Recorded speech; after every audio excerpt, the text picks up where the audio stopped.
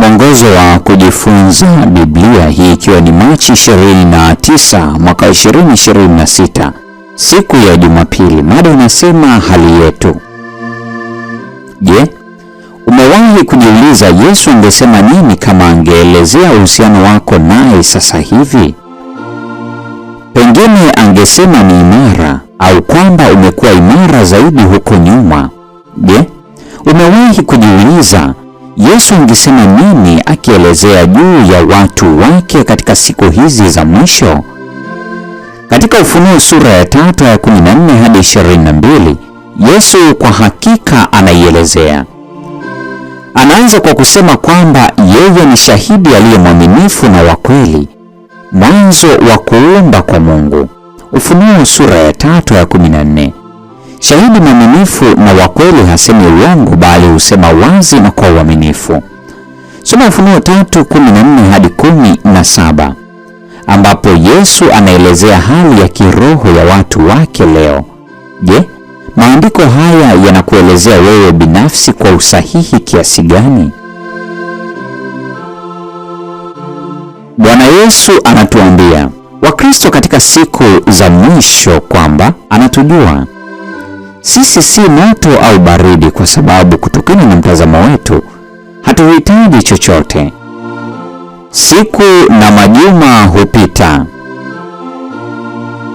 na tunatumia muda kidogo na Mungu hapa na pale, na tunafikiri hiyo inatosha, lakini sivyo. Badala yake, kwa kweli tunamhitaji sana kuliko tunavyotambua. Laiti tungeweza kumpenda na kuishi kwa ajili ya Yesu kwa moyo wote, au la kabisa. Hiyo ingekuwa bora kutokana na mtazamo wa Mungu kuliko kuwa vuguvugu. Yesu anasema kwamba atatutapika kutoka kinywani mwake, na kwa sababu tuna ladha mbaya kama tulivyo. Lakini bado hajafanya hivi, na anatuomba tufanye maamuzi ya ujasiri sasa hivi. Ushauri wake kwetu ni upi kwenye Ufunuo 18 na 19 katika sura ile ya 3?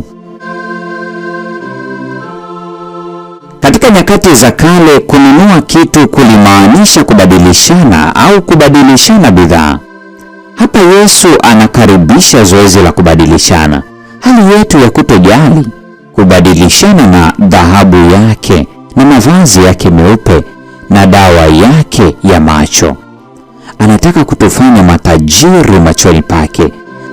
Anataka kutufunika vazi lake kamilifu la haki, na anataka kufungua macho yetu kuona ukweli wa jinsi uhusiano wa kudumu pamoja naye utakavyobadilisha kila kitu kabisa. Anatupatia yote tunayohitaji, hasa kwa sababu kile tunachohitaji hatuwezi kujipatia wenyewe. Yeye peke yake anaweza na atafanya, lakini ikiwa tu tuna nia.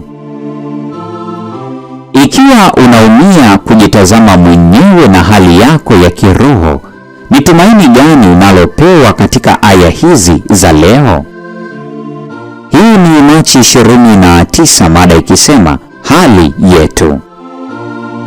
Na kwa nukta hiyo tunakuwa tumefikia tamati ya tafakari ya mada hii siku ya leo. Hapo kesho tutaenda kuiangazia mada inayosema kemea, tubu na thawabu.